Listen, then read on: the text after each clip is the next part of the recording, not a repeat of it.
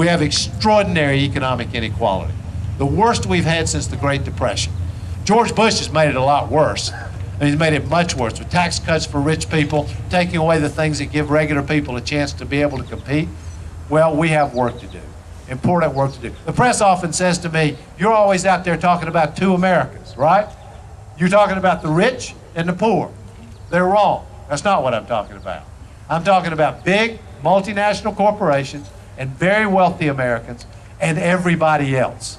Those are the two Americas. The middle class is being left behind every single day in this country. You look at what the struggles are. Listen, we make this more complicated than it is. Rich people are getting richer while the middle class has trouble paying its bills. Wages aren't going up. And you know, I know I'm preaching to the choir here, as we say in North Carolina. You know as well as I do, wages aren't going up, cost of everything's going up. College tuition, gasoline, health care, everything. The cost is going up.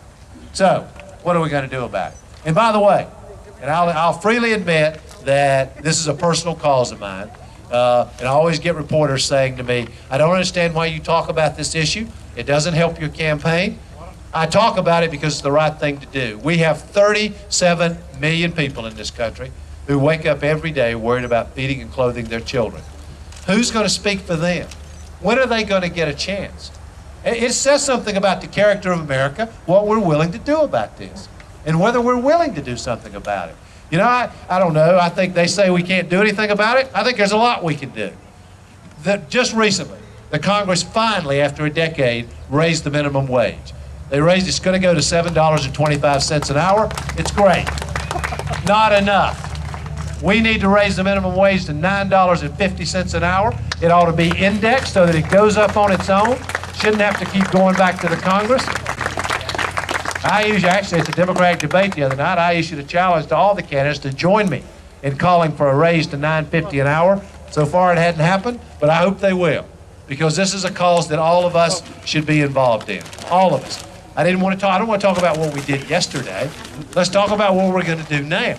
That's what we need to be discussing and focus on. There are lots of other things we can do. We can change the law to make it easier for workers to organize unions in the workplace so that they can earn a decent wage, get health care benefits, get pension protection. We ought to help people to save. You know, I've proposed these get-ahead accounts where we match the amount that people are saving. If you save $1, we match it. Allows you to accumulate some assets, something to fall back on. When I was going on this poverty tour, I went through a neighborhood in Cleveland, middle-class neighborhood. In a one-block radius, there were 38 houses under foreclosure. 38 houses. And what had happened was a predatory lender had come in there and just taken over.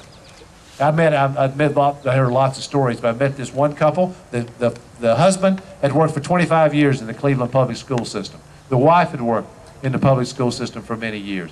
They had one thing that they had in their life, their house, and they were about to lose it to these predatory lenders. We need a national predatory lending law. It is not enough to have a state law. What happens is these predators, they just move. You know, some state passes a law, they move to the next state, and then the next state. The only way we're going to stop it is to have a national predatory lending law. And then finally, kids being able to go to college. We've got George Bush taking billions of dollars out of the federal budget for kids to go to college. This is insanity. Complete insanity. Here's my idea. It's called College for Everyone. Very straightforward. Graduate from high school, qualified to go to college, commit to work at least 10 hours a week your first year, then we pay for your tuition and books. Very simple. And I know that it will work because Elizabeth and I actually started it in a section of eastern North Carolina, or low-income section, and it works for a very simple reason. It's been very successful.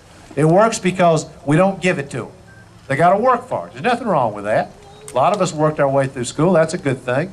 And on top of that, when these kids graduate from college, they don't have such a crushing burden of debt anymore. It's a nice, simple, straightforward idea. These are the things that we need to be focused on.